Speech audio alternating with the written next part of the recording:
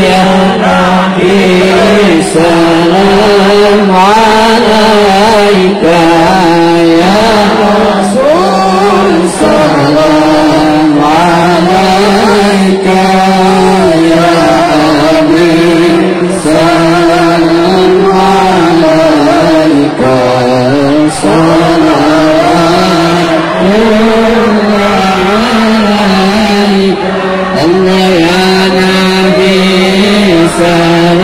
Lita'arofu, untuk saling mengenal. Apakah mengenal itu dengan bentuknya, wujudnya? Habib Lutfi umpamanya, oh Habib Lutfi hidungnya panjang, ini pasti keturunan Arab. Oh ini pasti keturunan India, mungkin ada Indonya dan sebagainya. Boleh-boleh saja orang mengatakan. Keturunan boleh mengatakan si A keturunan A. Tapi bila mana kita dilahirkan di Indonesia, kakek saya sudah di Indonesia, bapak saya di Indonesia, keturunan sekali lagi saya ucapkan, bapak keturunan Arab, oke. Tapi bangsa bapak apa? Saya adalah orang Jawa dan saya adalah orang Indonesia. Kalau keturunan oke saja lah, namanya keturunan dong.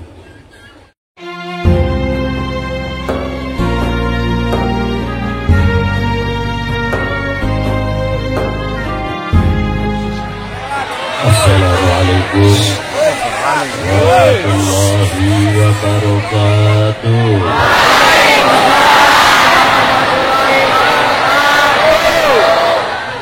Alhamdulillahil awwalu bila ibtida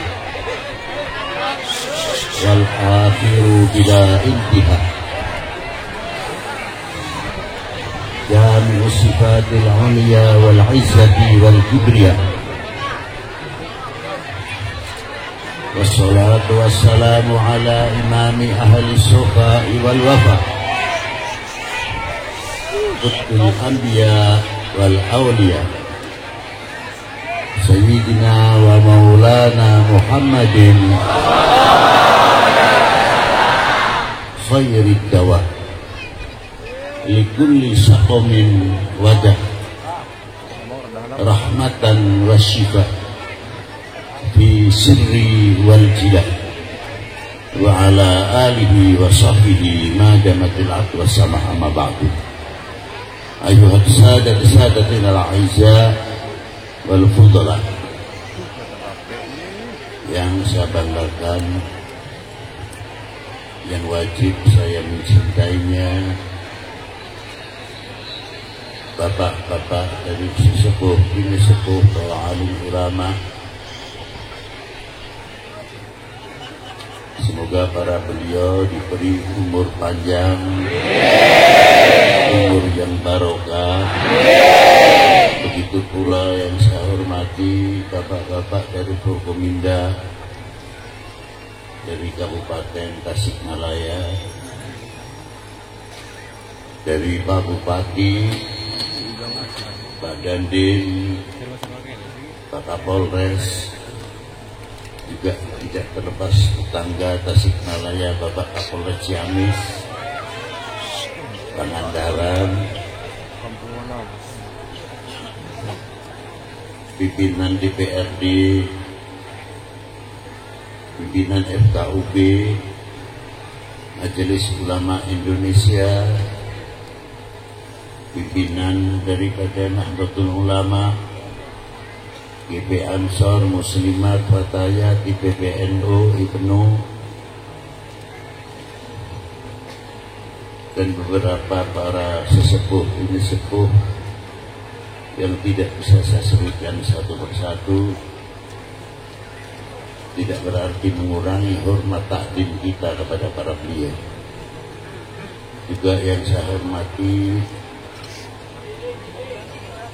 bapak-bapak dari instansi pemerintahan, sipil, TNI, Polri, yang selalu kita banggakan.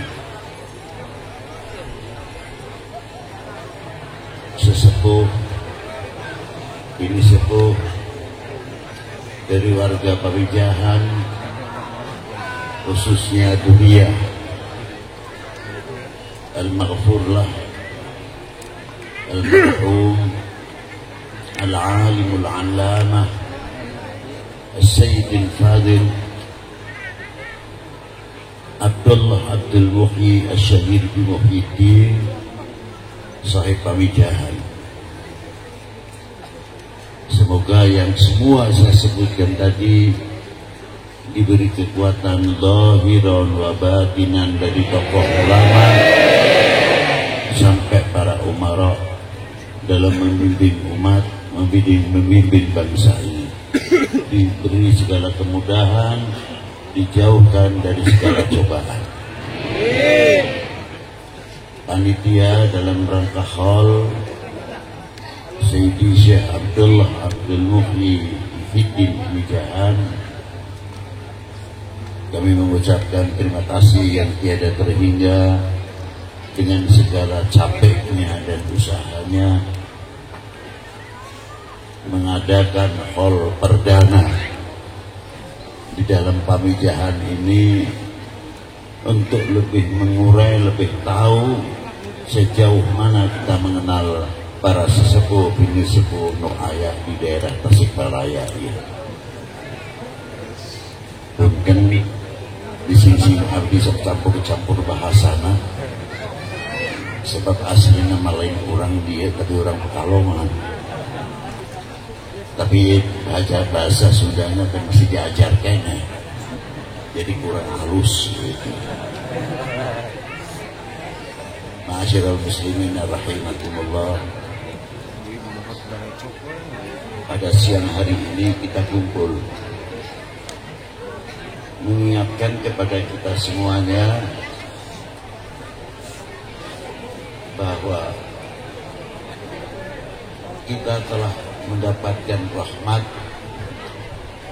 karamah wal barokah di pamijahan ini dengan sebab hakikatnya panggilan Allah, tapi syariatnya ketukan hati yang dipanggil oleh Allah untuk mendatangi kekasihnya.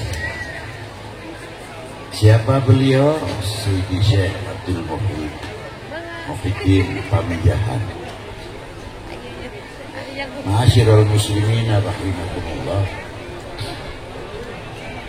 bahwa di Indonesia ini, maaf kalau saya mungkin terlalu fanatik, saya bangga menjadi bangsa Indonesia. Kurang keras. Indonesia. Kenapa sih kalau mengucapkan Indonesia harus keras? Ya harus bangga dong. Indonesia. Mentah. Tapi kalau orang bangga mesti keras ngomongnya. Beb, dia punten dia pacaran sah abi. Itu padahal tengah jam dunia akhirat nah. Tapi ngomong lawan itu isan tegas. Pacaran sah tapi abi. Sampai ulah diganggu. Sama ketika kita mengucapkan kita bangga menjadi bangsa Indonesia. Biar orang lain tergetar kalau mau tahu Indonesia. Nah.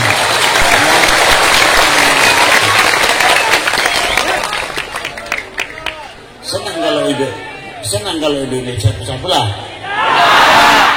Harus begitu dong jam. Tidak. Jawab juga yang tegas. Tidak. Itu dong. Tidak. Hampir deh aku THS itu. Jadi ayat kebanggaan, ayat gregetna lama mengaku bangsa Indonesia. Jadi kebanggaan itu bukan kosong. Apa yang dibanggakan? Satu, Allah Ta'ala telah menciptakan di dalam satu ayat suku bangsa. Dari suku bangsa tersebut, dari mulai Nabi Adam alaihissalam wa Sayyidatina Hawa alaihassalam, menurunkan beberapa generasi sampai sebatas Nabi Allah Nuh. Dari mulai Nabi Allah Syed, Nabi Allah Idris. Sebab apa? Mengurangnya keturunan Nabi Allah Adam karena banjir di waktu Nabi Allah Nuh. Maka disebut Abu Bashar kedua adalah Nabi Allah Nuh alaihissalam. Dari Nabi Allah Nuh melahirkan 4 suku bangsa. Makanya jangan kita membaca Al-Quran lita'arofu saja. Lita'arofunya ada dasarnya inna akramakum indallahi atqakum. Itu tidak bisa dijadikan dasar untuk pribadi, sebab di sini jamak. Jadi kalau ditanya man akramakum, siapa orang yang paling takwa? Jawab, orang yang paling takwa adalah yang diperintah oleh Allah Ta'ala. Apa kalimahnya? Qul in kuntum tuhibbunallah fattabi'uni, yang disuruh mengatakan fattabi'uni, ikutilah kami, ikutilah saya, dengan tegas tidak menggunakan kalimatul jamak tapi mufrad dengan menggunakan fattabi'uni. Siapa yang mendapatkan mandat kalau ingin dicintai oleh Allah? Baginda Nabi sallallahu alaihi wasallam, inna akramakum indallahi atqakum. Siapa? Sayyidina wa maulana Muhammadin. Paham? Jadi kalau mau ingin akram, ingin atqa, ya ikut yang diperintah oleh Allah Ta'ala, mengucapkan fattabi'uni, jejak beliau baginda Nabi Sayyidina Maulana Muhammadin sallallahu alaihi wasallam. Nah, dari Nabi Allah melahirkan 4 suku. Yang pertama Arya. Orang Arya ini orangnya besar-besar, memberani. Di antaranya yang menurunkan mana? Jerman, Argentina, Austria, India, bagian Pakistan, lalu Persia. Itu keturunan Arya. Yang kedua keturunan Babilonia, Afrika, Irak. Ketiga Barbar, Cina, Mongol sebagian, terus Suriah sebagian atau Syria. Yang keempat suku Semit yang melahirkan Eropa dan Timur Tengah, itu dari suku Semit. Lita'arofu, untuk saling mengenal.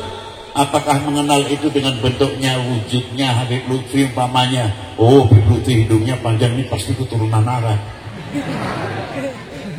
Oh ini pasti keturunan India, mungkin ada Indonya dan sebagainya. Boleh-boleh saja orang mengatakan. Keturunan boleh mengatakan si A keturunan A. Tapi bila mana kita dilahirkan di Indonesia, kakek saya sudah di Indonesia, bapak saya di Indonesia, keturunan sekali lagi saya ucapkan, bapak keturunan Arab, oke. Tapi bangsa bapak apa? Saya adalah orang Jawa dan saya adalah orang Indonesia. Kalau keturunan oke saja lah, namanya keturunan dong.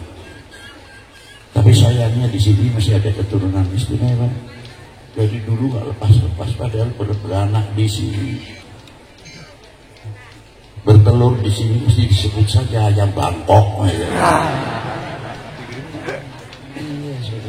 Ayam keturunan, bukan ayam Bangkok. Kalau ayam Bangkok harus kasih warga negara itu. Masyaallah muslimin rahimakumullah, sejauh mana kita mengenal kepada suku bangsa yang ada ini? Apa hak-hak yang ada di dalam suku bangsa? Bisa tidak kita saling menghargai? Karena tidak semua bangsa itu sempurna, pasti ada kekurangan. Kepulauan-kepulauan yang diciptakan oleh Allah Ta'ala tidak semuanya sempurna, pasti mempunyai kekurangan. Apa? Sebab selain Allah Ta'ala hawadith, makhluk buktinya berubah-ubah. Loh, kalau kata sahabat saya Muhammad Ibn Dabbas mengatakan jam 9 kemarin dengan jam 9 sekarang berbeda. Ya iya, karena dua-duanya itu makhluk. Jam 9 yang kemarin ya makhluk, jam 9 sekarang adalah makhluk. Itulah ciri khas sifatnya makhluk, mempunyai sifat kekurangan. Itu diantaranya. Masya Allah itu dikupas oleh mendapat masalah tauhid itu luar biasa. Ma'asyiral muslimin rahimakumullah. Dari keturunan masing-masing mempunyai hak, mempunyai kedudukan hingga menjadi negara. Kita saling mengenal atau tidak? Kita mengenal Malaysia, kita mengenal Thailand, kita mengenal Sri Lanka sampai Indochina dan sebagainya. Hak-haknya mereka itu apa yang wajib kita hormati? Sebaliknya, kita saling menghormati dan mereka menghormati milik kita. Kalau dunia ini saling mengenal, tidak ada perang di dunia ini, aman isinya dunia. Karena apa? Saling mengingatkan, saling mengisi di antara kekurangan kedua belah pihak. Itulah. Jadi memahami Al-Quran ini luas sekali. Lita'arafu. Belum mengenal dalam dunia ekonomi, belum mengenal dalam dunia pertambangan, belum mengenal dalam dunia pertanian, apa yang bisa kita menyambung di antara negara dengan negara, apa yang saling menguntungkan. Lita'arafu. Jadi luas sekali maknanya. Tapi lita'arafu dibekali inna akramakum indallahi. Terus bagaimana baginda Nabi Sallallahu Alaihi Wasallam di antara menghormati kepada para sahabatnya, ya sahabatnya itu tidak mulus orang Arab semuanya. Bilal sendiri dari Afrika dan lainnya, Salman Al-Farisi dari Persia, diangkat semuanya. Salman minna. Begitulah Rasulullah menghormati, mengangkat.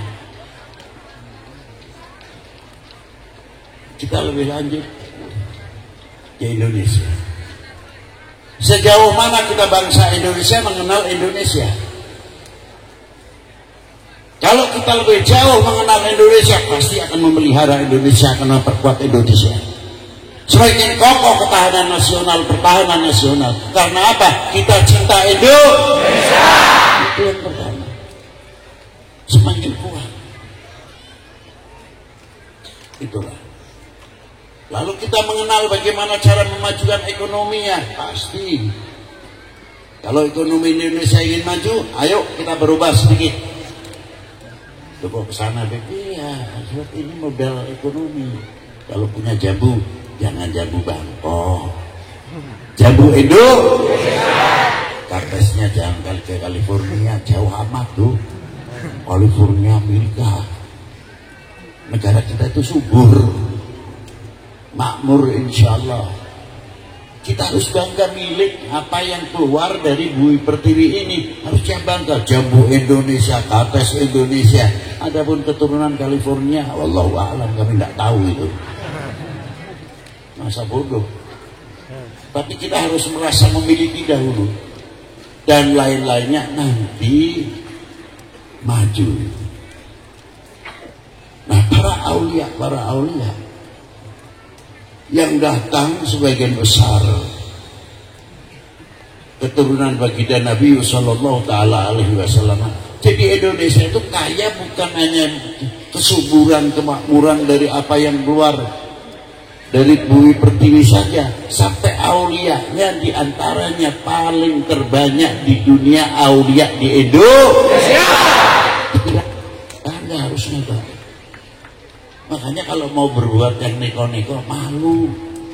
Jangan memalukan kepada beliau yang mati-matian beliau sampai di gua berusaha dan sebagainya. Malah kita malah pecah belah, mudah kena hoax saja. Hak hoax akhirnya mutahin. Ma'asyiral muslimin rahimakumullah.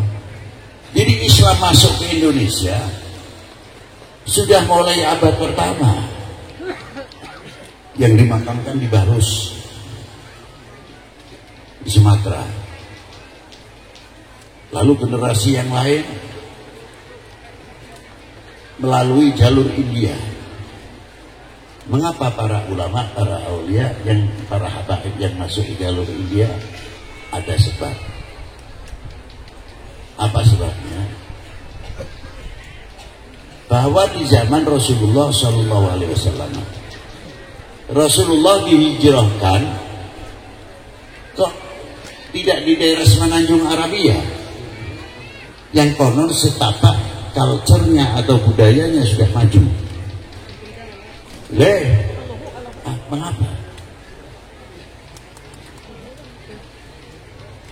Atau ke negeri Sabah atau lainnya, Jam, kok tidak dihijrahkan ke sana? Ada apa hijrah pertama ke daerah timur jauh? Dan jalan itu dikenal Jalan Sutra. 3.000 tahun yang lalu sebelum Masehi. Ada yang meriwayatkan 500 tahun sebelum Masehi. Jalan itu sampai sekarang disebut Jalan Sutra. Apa sebabnya? Barter dari Timur Tengah India, melalui India terus ke Timur Tengah. Ada yang melalui Persia, masuk ke dunia Arab, membawa kain-kain di sini. Ya, ada yang disebut dari sutra, maka jalan itu disebut Jalan Sutra. Dari dunia Arab, ilmu kedokteran, ilmu obat-obatan, sampai pada waktu itu sebelum baginda Nabi SAW dilahirkan, sebelum baginda Nabi dilahirkan, penemuan dunia Arab pada waktu itu sudah mampu bedah sesar. Cuma tidak dipraktekkan kepada manusia, dipraktekkan ketika ada unta yang mau melahirkan, tidak bisa. Di eksperimennya di situ dicoba. Selamat. Kemajuan pada waktu itu luar biasa. Maka jalan tersebut berhubungan terus, bergulir. Pintu ekonomi dibuka. Hebatnya, begitu Rasulullah hijrah, bukan terus maaf ya, jangan tersinggung ya, bukan langsung Allahu Akbar bawa pedang, bukan itu. Allahu Akbar bangun ekonomi, Allahu Akbar bangun sarana ibadah, Allahu Akbar bangun sarana pendidikan, bangun Allahu Akbar bangun mall, bangun untuk ekonomi, Allahu Akbar bangun melahirkan hafal Quran, ahli bedah, hafal Quran, ahli paru-paru, hafal Quran, dokter spesialis kandungan, hafal Quran, dokter spesialis pankreas. Itu pada waktu zaman Rasulullah ekonomi maju, hebatnya, tidak sembarangan. Dan pada waktu itu Rasulullah hijrah mengumpulkan orang-orang Yahudi, dikumpulkan semuanya. Suku-suku yang ada di pegunungan ataupun di Madinah pada waktu itu dikumpulkan, diberi hak oleh Rasulullah masing-masing, dari Yahudinya, suku-suku dan sebagainya. Itu contoh yang luar biasa. Kita ketinggalan bagaimana cara mempersatukan umat dan bagaimana cara mempersatukan bangsa ini.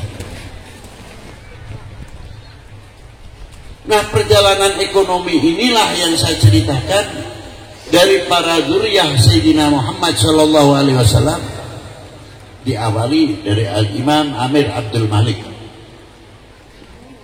Al-Imam Amir Abdul Malik pertama yang masuk ke India.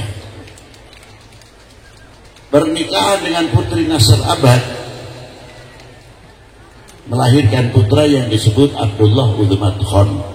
Maka kalimat Udmat Khan itu predikat atau pangkat, titel yang diberikan oleh India atau Pakistan pada waktu itu di Hyderabad, Nasrabad. Nah, Abdullah Udmat Khan mempunyai anak banyak. Di antaranya Al-Imam Ahmad Shah Jalal. Imam Ahmad Shah Jalal orang yang pertama kali masuk ke daerah Vietnam atau Kamboja. Single. Tidak bawa teman. Pada waktu itu masih pertikaian antara kerajaan Champa dengan kerajaan Annam. 1000. 1 tahun itu perang bisa 2 kali, 3 kali, makan korban. Al-Imam Ahmad bin Abdullah Uthman Khan bin Amir Abdul Malik bin Alwi Amal Faqih bin Muhammad Said Marbat bin Ali Khalid Qasam bin Alwi bin Muhammad bin Alwi bin Ubaidillah bin Ahmad Al-Muhajir bin Isa Al-Naqib bin Muhammad Al-Naqib bin Ali Al-Uraidi bin Ja'far Sadiq bin Muhammad Al-Baqir bin Ali Zainal Abidin bin Husain Siddiq bin Ali bin Abi Talib bin Rasulullah binti Fatimah binti Rasulullah sallallahu alaihi wasallam. Dan Imam Ja'far Sadiq itu siapa? Bin Muhammad Al-Baqir adalah ibunya Sayyidah Farwah bintil Qasim bin Muhammad bin Abi Bakr As-Siddiq. Jadi wali 9 dan habaib yang ada di Indonesia ini turunan baginda Nabi SAW, turunan Imam Ali bin Abi Thalib, turunan Sayyidah Fatimah, turunan Sayyidina Abi Bakr As-Siddiq. Itu yang ada di Indonesia.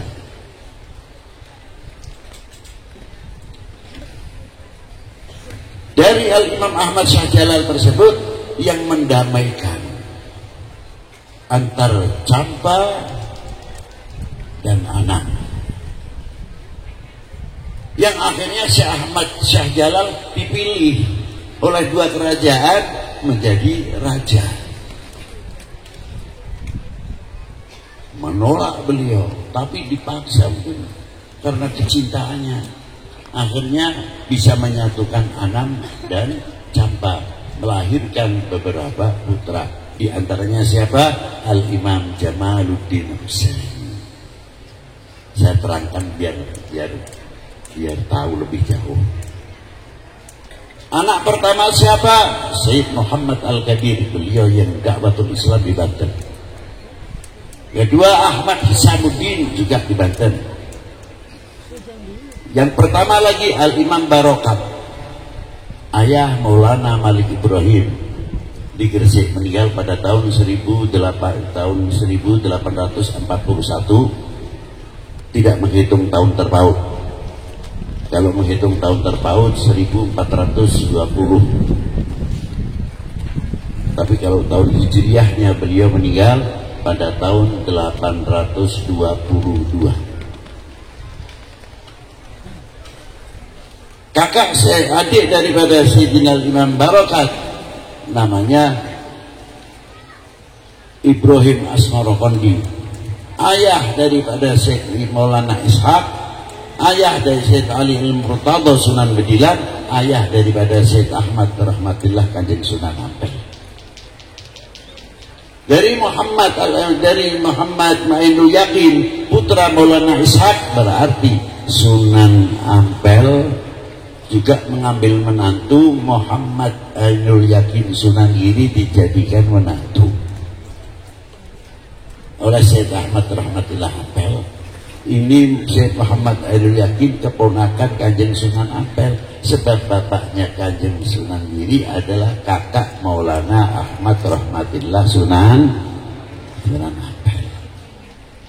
Paham tuh? Belajar ditulis jangan dongkap ke bumi mah duka ke mana. Ini sejarah penting. Ma'asyiral muslimin rahimakumullah. Putra Imam Jamaluddin yang lain adalah Imam Ali Nurul Alam, mempunyai anak Umdatuddin Abdullah, ayah Maulana Syarif Hidayatullah, ayah dari Sunan Ternate Maulana Babullah, dan ayah Ahmad Abdul Fahir, kakak adik Maulana Syarif Hidayatullah. Itu diantaranya. Sunan Ampel anaknya hebat 11, tidak satu pun yang tidak menjadi waliullah, menjadi contoh yang luar biasa. Siapa yang pertama? Al-Imam Hashim, terkenal dengan Sunan derajatnya, orang yang selalu kantongnya bolong, hidupannya begini sama masyarakat, jago ilmu pertanian, dari daerah yang gersang sehingga subur. Dari sebab siapa? Maulana Hashim bin Ahmad rahmatillah, terkenal Kanjeng Sunan Derajat. Yang kedua, Al-Imam Ibrahim Makhdum Kanjeng Sunan Bonang. Dia bapak para umarok, bapak para sultan, bapak para panglima, atau disebut kalau dahulu senopati, bapak para hadipati, bapak bangsa, bapak umat, Abul Aitam, Abul Fuqara wal Masakin, Maulana Ibrahim Makhdum Kanjeng Sunan Bonang. Yang kedua, Al-Imam Zainal Abidin Sunan Qodidamah, hakim yang terkenal adilnya, seorang qadhi yang allamah. Yang ketiga, yang keempat, Maulana Ja'far Shadiq, terkenal Kanjeng Sunan Kudus. Itu hebatnya. Ahli ekonomi. Yang kelima, As-Sayyid Abdul Jalil Kanjeng Sunan Jeporo. Yang keenam, lelaki, Syekh Ahmad Hisamuddin Kanjeng Sunan Lamongan. Yang putri, Dewi Asyiqah binti Imam Ahmad rahmatillah, istri Al-Imam Abdul Fattah Kanjeng Sunan Demak. Ibu dari Adipati Yunus, ibu daripada Sekar Sedolepen, ibu dari Al-Imam Sayyid Ali Muhammad Ali Liuddin, terkenal Kanjeng Sunan Trenggono. Itulah ibu beliau. Yang ketujuh atau kedelapan, Dewi Ruqayyah, istri daripada Sayyid Muhammad Ainul Yaqin Sunan Giri. Jadi jangan kaget kalau Pamijahan itu ya turunan Ampel, ya turunan Sunan Giri, karena kakek perempuan daripada Syekh Abdul Muhyi, Siti Syekh Abdul Muhyi, ibunya kakek dari abahnya juga turun Kanjeng Sunan Ampel. Ini dia. Yang kedelapan, Dewi Hafsah, istri Sayyid Ahmad dari Yaman. Dewi Mutmainah, istri dari Syekh Abdurrahman Sunan Mojo, namanya Mutmainah, salah. Itulah diantara putra putri Sunan Ampel, satu pun tidak ada yang mentah. Jadi semuanya keturunannya juga luar biasa. Itu yang ada di Indonesia pagarnya. Belum yang lain, belum saya ceritakan. Itu baru saja. Di antaranya keturunan beliau adalah Sayyidi Syekh Abdul Muhyi, di mana beliau dilahirkan di Yogyakarta. Jadi beliau itu luas, bahasa Jawanya sangat luas karena tempat kelahirannya. Sekitar umur 19 tahun mulai beliau melangkah belajar sampai ke Ampel, di mana tapak tilas eyang-eyangnya yang ada di Ampel dan di Giri.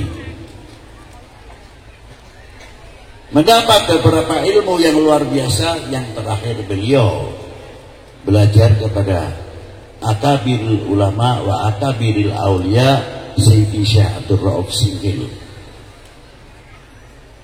Beliau mendapatkan ijazah yang lengkap sampai kepada tarekohnya Syatoriyah, mendapat ijazah mutlak dari Sayyidi Syekh Abdul Rahim Abdul Rauf Singkil.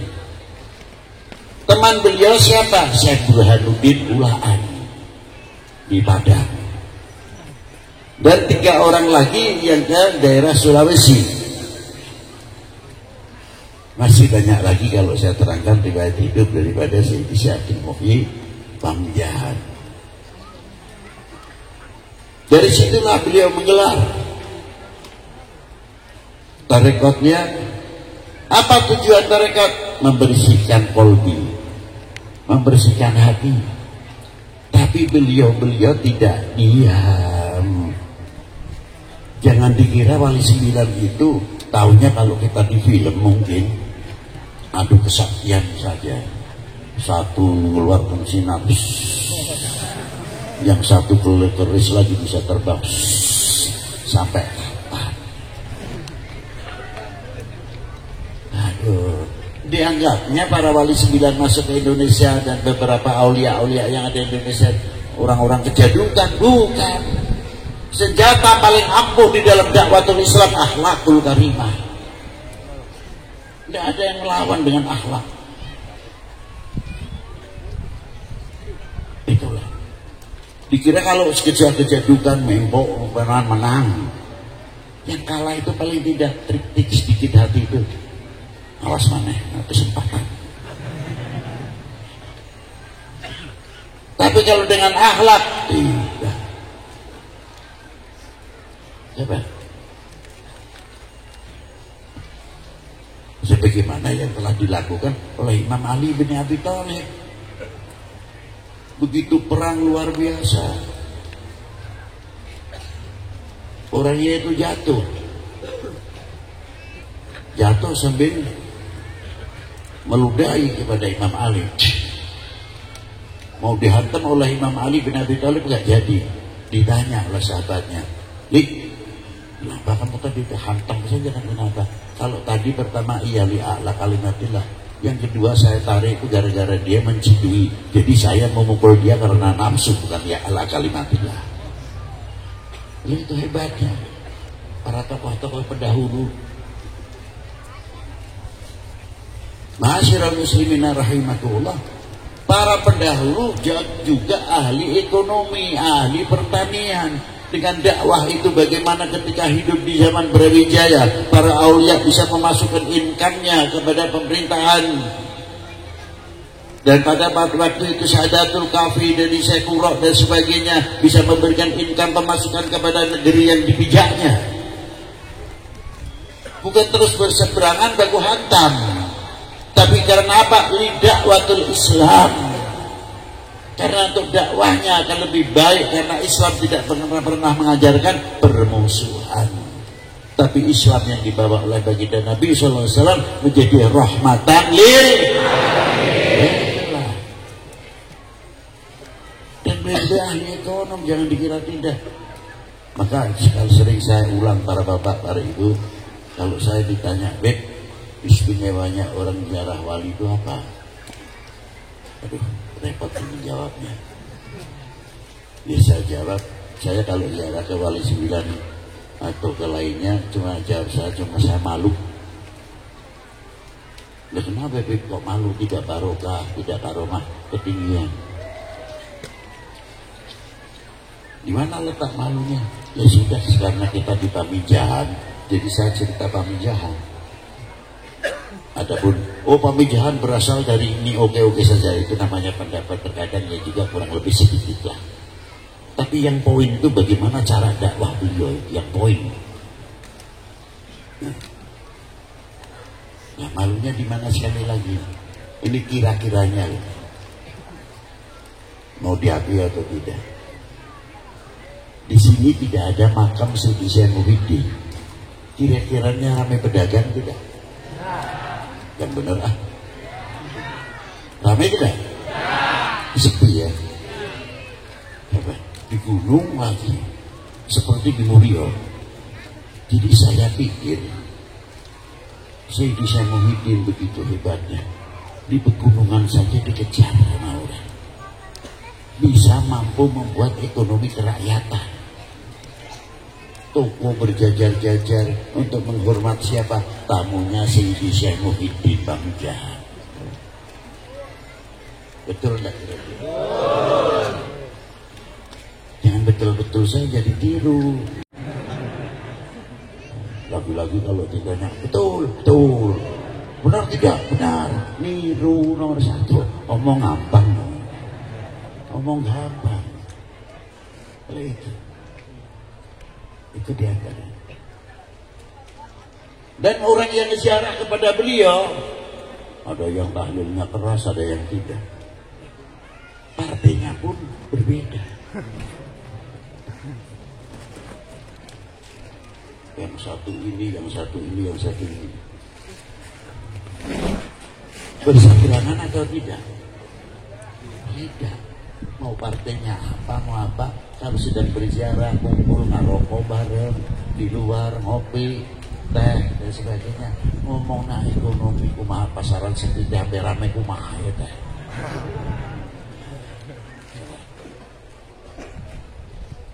Namun sepi pasaran Fatihah ke Sayyidi Syekh Muhyiddin, Fatihah ke Kanjeng Nabi dahulu, baru ke Syekh Muhyiddin, lalu baca surat Quraisy 21, insyaallah barokah. Cemina ya insyaallah ba'dal maghrib syaratnya. Itu dia bertanya. Udah. Tidak pernah orang ziarah kepada beliau. Lu kemarin ngobrol siapa? Ya, itu hebatnya. Masih bisa mempersatukan umat, masih bisa mempersatukan kita. Jadi orang sudah mati hampir 300 tahun kurang lebih, masih bisa mempersatukan umat, masih bisa mempersatukan bangsa. Betul? Lakoni aja lu lah ngomong betul-betul banget. Amalkan. Jadi contoh kayaknya. Apalagi kalau kita ke ziarah Maulana Syekh Hidayatullah. Separuh muslim, separuh non muslim. Kok bisa? Subhanallah.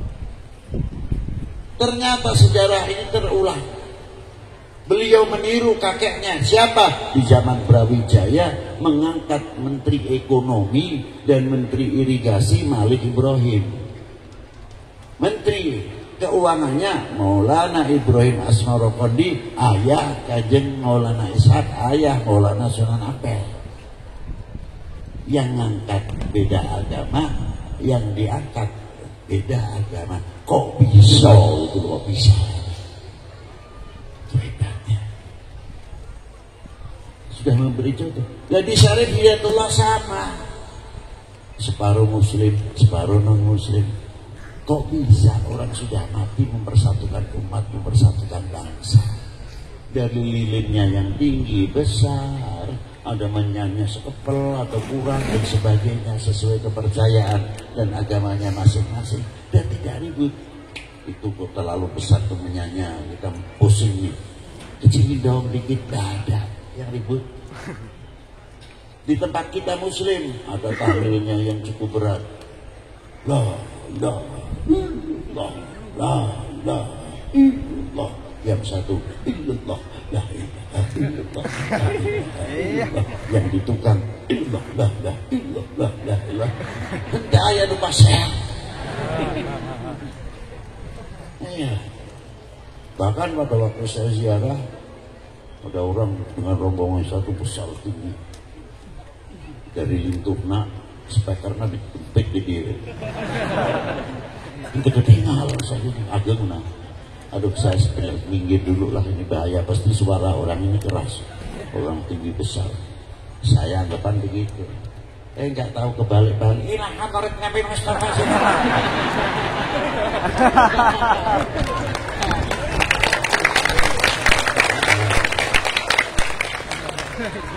Aneh lagi ini sekarang. Tapi hebatnya, sekali lagi masih bisa mempersatukan umat. Sudah meninggal 454 tahun. Lalu kita ini bisa ngapa? Jadi saya kalau katakan ziarah Wali 9 itu saya malu sebetulnya, sebab saya belum bisa meniru sebagaimana para beliau itu tadi. Itulah. Semua dagangan walaupun bagaimana keuntungannya kecil, tapi barokah.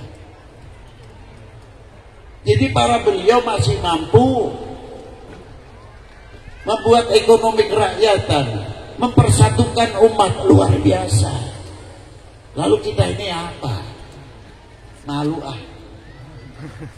Coba dari Maulana Hasanuddin Banten sekarang, ya Allah kayak gitu sampai ke Syekh Turo, Habib Husain bin Abi Bakar Al-Idris luar Batang, Gunung Jati, pagar-pagar tanah Jawa ini. Dari mulai Gunung Jati sudah 2 Datuk Kafi Maulana Syarif Hidayatullah, terus ke timur Syed Muhammad bin Abdul Rahman Sunan Tanggung sampai ke Demak, pesisir utara ini tidak mati 1 kilometer tidak terlepas Maqam Auliyaillah yang menjadi pagar di Indonesia.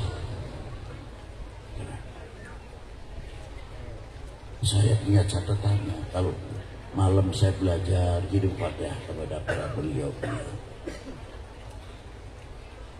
Beliau juga andil besar di dalam melawan penjajah, dimulai zaman Portugis sampai diteruskan regenerasi di zaman VOC, dan bagaimana cara menanamkan, mempunyai, merasa memiliki handarbeni kepada republik ini yang didukung oleh keyakinan dan agama masing-masing. Coba bagaimana cara menanamkan cinta bangsa, cinta tanah air. Padahal pada waktu itu yang namanya bendera di zaman penjajahan, saya ambil saja benderanya bendera penjajah di instansi pemerintahan di Hindia Belanda. Kalau kita mau pasang merah putih, tidak ulang nama saja untung. Tapi ulama-ulama kita hebat. Hebatnya di mana?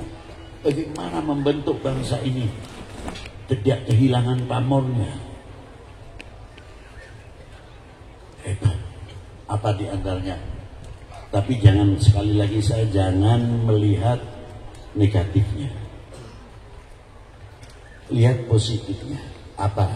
Membentuk sedekah bumi, sedekah laut. Ada di sini sedekah bumi, sedekah dengan cara masing-masing. Sebetulnya intinya untuk bangsa ini tambah mencintai tanah air. Sebetulnya itu menghormati pemberian Allah berupa tanah air itu. Dan ini filosofi tidak percuma. Mengapa menggunakan kopas kalimat tanah air? Kita ambil satu saja. Laut itu tempatnya ikan besar-besar. Ya, memang benar. Tapi hebatnya tidak mempunyai intervensi. Ikan yang ada di dalam laut harus menuruti air laut. Kalau kamu ikut di sini harus asin. Tidak. Kalau beli ikan laut mau dimasak ya tambah garamnya. Sebetulnya kalau cara akal hidup di daerah asin mestinya asin. Ini kok tidak. Luar biasa. Yang kedua, banjir sebesar apapun ada sungai-sungai yang ada di Indonesia. Per detik mungkin sekian miliar kubik. Kalau musim kemarau sekian juta kubik. Ketika masuk ke lautan, laut bisa mengerti harga dirinya, jati dirinya luar biasa. Apa di antaranya? Setiap limbah yang masuk oks tidak sampai merusak ke tengah, minggir. Kamu mau bikin rusak Indonesia ini, istilahnya kalau kita ngomong itu, kita tembus ke pintu laut, minggir semuanya. Itu luar biasa. Airnya tidak pernah terkontaminasi dengan limbah-limbah yang masuk ke laut. Ikannya pun terlindung. Ikan yang di laut diberi oleh Allah Ta'ala apa? Yang pertama sisik. Itu anti ultraviolet, maka dilindungi oleh Allah Ta'ala kasih. Tapi yang tidak ada sisiknya dikasih lindir. Itu diantaranya. Tapi hebatnya, air tawar yang masuk ke lautan, pada laut itu asin, berapa juta, berapa miliar kubik yang masuk ke laut, airnya tawar. Tidak mampu merubah asinnya air laut. Karena apa? Air laut mempunyai harga diri. Maka sering dipakai contoh, tanah air. Alangkah hebatnya kalau bangsa Indonesia kita ini mempunyai kehormatan bangsa, harga diri bangsa, jati diri bangsa, tidak kalah dengan laut. Laut bisa mempunyai harga diri. Lautlah air yang tawar, mau masuk pun bisa tidak terkontaminasi dengan masalahnya tawarnya air sungai. Berarti mempunyai pendirian. Nah itulah sepele kelihatannya. Maka sering kita menyebut tanah air. Ada lagi penanaman cara yang hebat untuk cinta bangsa dan cinta tanah air ini. Panginten namun di dia namun ngadamen bumi. Masih ayah kena di mengolona pakai tiu, pakai janur, pakai kelapa, ayah tante. Masih. Hebat. Itu bukan budaya saja, tapi mempunyai kandungan filosofi yang tinggi. Kasih janur, tiu, are, kelapa, cau, mohon, luar biasa. Tapi memasangnya merah putihnya nanti, tidak sekarang. Pakai apa? Selamatan. Ayah baca manakib, ayah baca berjanji, ada yang membaca salawat, ada yang membaca pat dan lain sebagainya. Supaya apa? Ada tidak tahu. Ini dianggap, nah ini culture. Baru dipasang. Nanti renggang jang usukna dipasang kalau sudah setengah bulan atau 10 hari baru dipasang. Jadi orang tahu semuanya, di tengah-tengahnya ada merah putih. Filosofinya di mana? Yang namanya janur kalau musim kemarau umpamanya, panas begini, layu tidak janurnya? Layu. Tebu atau tiu, layu tidak? Layu, berubah. Parenya berubah, yang kuning jadi coklat. Kelapanya sama, cauknya sama. Merah putihnya berubah tidak? Itulah bangsa Indonesia harus mempunyai pendirian. Kena hoax untuk kita perpecahan untuk bangsa sendiri, kita mau terpengaruh. Kuping kita tidak mempunyai filter. Coba kalau telinga kita min ahli la ilaha illallah, yang mempunyai selalu meniru baginda Nabi SAW, punya filter. Ini berita mau memecah belah umat, ini mau memecah belah bangsa, ini mau memecah belah keluarga, ini mau memecah belah dulur. Karena telinganya punya filter. Coba jangan sampai kita kena hoax yang ujung-ujungnya untuk memecah belah Indonesia. Nah, para ulama dahulu menjaga, jangan dikira. Maka kita hormat kita kepada merah putih bukan menyembah, jangan salah paham. Bedakan antara nyembah sareng menghormati. Setiap orang mau mencium hajar aswad, makalan di itu lu jangkung pasti ini nyium hajar aswad. Sampai mencium, gimana? Apakah kita itu karena mencium hajar aswad itu kita menyembah? Tidak, karena kita mengikuti hajar aswad menjadi mulia karena dicium oleh baginda Nabi Sallallahu Alaihi Wasallam. Bukan baginda Nabi mulia karena hajar aswad. Begitu pula baginda Nabi Sallallahu Alaihi Wasallam mulia karena dicuci oleh air Zamzam. Air Zamzam mulia karena untuk baginda Nabi Sallallahu Alaihi Wasallam. Jangan dibalik-balik. Dari itu ma'asyiral muslimin rahimakumullah, perjuangan ini di dalam segi dakwah dan sebagainya, sehingga para tokoh-tokoh kita mampu membuat perguruan tinggi, pesantren dan lain sebagainya dan lain sebagainya. Itu semuanya jasanya siapa? Jasa-jasa para beliau. terutama yang hari ini kita haul. Nggak bisa kita pungkiri. Apa yang kita lihat di antara perjuangan-perjuangan para beliau? Mana mungkin kita bisa melihat kalau tidak ada haul. Ini perlunya haul supaya kita menjadi umat, menjadi bangsa tidak melupakan sejarah. Umpamanya kita ngeholi ulama siapa, Kanjeng Sunan siapa.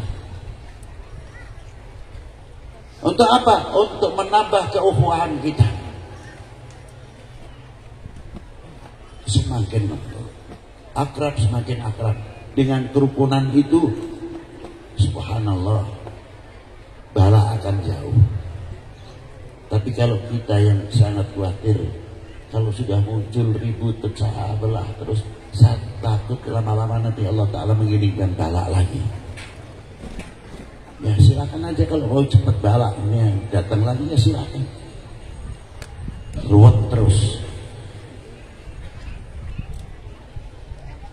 Masyarul muslimin, dan itu perjuangan-perjuangan para beliau tidak percuma, sehingga tegaknya kembali Saksaka Merah Putih. Masjid, berapa masjid di Indonesia hasil karya beliau.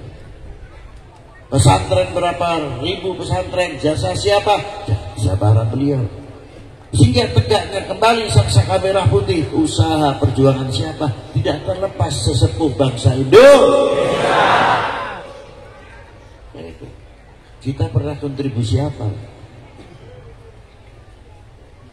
Kita punya kontribusi apa? Bendera saja terkadang dipasang miring di jalan. Ini benderanya. Berhenti sejenak, betulin. Apalagi suruh mengangkat babu runcing. Itu saja kita masih kurang sadar. Betulin, karena di dalam merah putih itu ada kehormatan bangsa, harga diri bangsa, jati diri bangsa. Jangan sampai kehormatan bangsa ini ikut miring. Berhenti sejenak, luruskan tiangnya. Loh, itu namanya memiliki Indonesia. Itu harusnya. Masyarakat muslimin rahimahullah. Perjuangan ini diteruskan sampai sekarang. Alhamdulillah. Semoga Indonesia semakin jaya, semakin makmur. Saya kalau melihat begini-begini Pak, asa haru sebetulnya. Cuma saya tidak bisa apa-apa. Cuma saya minta sama Rasulullah satu, dengan sebab Sidi Syekh Muhyiddin, minta sama Allah Ta'ala, ya Allah, semoga ahli pamijahan yang hadir kalau hari ini ataupun yang tidak bisa hadir, khususnya warga Tasik, warga Ciamis, warga Indonesia, ya Allah ya Rabb, kita kumpul bersama untuk mengkholi Sayyidi Syekh Abdul Muhyi dikasihmu ya Allah. Jadikanlah besok kami kumpulkan bersama-sama di tahta liwa'il hamdi Sayyidina Muhammad sallallahu alaihi wasallam, berkumpul bersama beliau. Itu hanya doa saya yang bisa saya sampaikan. Almar'u ma'aman ahabba, kelak manusia akan dikumpulkan dengan orang-orang yang dicintainya. Yang dalam keadaan sakit semoga diberi sehat walafiat. Yang dalam ekonominya melorot semoga cepat-cepat dibangkitkan oleh Allah. Begitu juga pertaniannya, begitu juga putra-putrinya menjadi hamba-hamba Allah yang tidak memalukan kedua orang tuanya, tidak memalukan gurunya, tidak memalukan baginda Nabi sallallahu alaihi wasallam. Itu khususnya diberi umur yang barokah, putra putri yang barokah, ekonomi yang barokah, dan dijauhkan dari segala cobaan-cobaan. Jauhkanlah dari hal-hal yang akan merusak iman Islam kita. Jauhkanlah dari hal-hal yang akan merusak kecintaan kita kepada bangsa dan tanah air ini. Sekianlah yang bisa saya sampaikan, walaupun tidak sesempurna mungkin. Apabila ada kekurangan-kekurangan, saya mohon maaf yang sebesar-besarnya. Wabillahi taufiq wal hidayah. Wal afu minkum. Wassalamualaikum warahmatullahi wabarakatuh. Mari kita bersama-sama salawat. Sallallahu ala Muhammad. Sallallahu alaihi wasallam. Sallallahu ala Muhammad. Sallallahu alaihi wasallam. Sallallahu ala Muhammad. Sallallahu alaihi wasallam. Untuk diberikan jalan untuk bila diskurbangan kita pegang dengan itu. Kita doakan mudah-mudahan beliau diberikan keselamatan kelancaran dalam pulang ke pernikahan dan juga mudah-mudahan senantiasa diberikan oleh Allah Subhanahu wa Ta'ala. Sallallahu alaihi Muhammad. Sallallahu alaihi wasallam. Sallallahu